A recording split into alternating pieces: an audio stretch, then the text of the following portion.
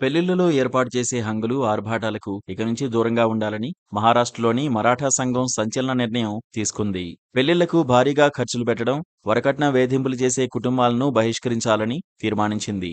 పెళ్లిళ్లను సాదాసీదాగా, తక్కువ ఖర్చుతో చేయాలని సూచించింది. ఖరీదైన గిఫ్ట్లు, ఫోటోషూట్లు, ఫంక్షన్ హాల్స్ ఖర్చు తగ్గించాలని నిర్ణయించింది.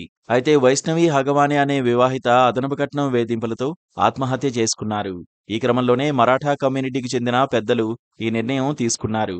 ప్రస్తుతం తగిన ఆర్థిక స్తోమత లేకున్నా తల్లిదండ్రులు అంగరంగ వైభవంగా పెళ్లిళ్లు జరిపిస్తున్న పరిస్థితులు చూస్తున్నామని, అయితే తాజాగా ఆత్మహత్య చేసుకున్న వైష్ణవ్ ఉదంతం తమను కదిలించిందని తెలిపారు.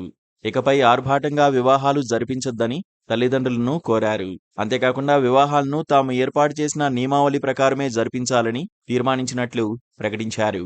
దీని ప్రకారం అత్తవారింట్లో కోడళ్లకు తగిన గౌరవం, సముచిత స్థానం లభించాలని చెప్పారు. ప్రతి అత్త తన కోడల్ని కూతురిలాగా, కోడలు కూడా తమ అత్తను తల్లిలాగా భావిస్తూ తమ మధ్య బంధాన్ని ఎలాంటి గొడవలు లేకుండా సజావుగా కొనసాగించాలని సూచించారు.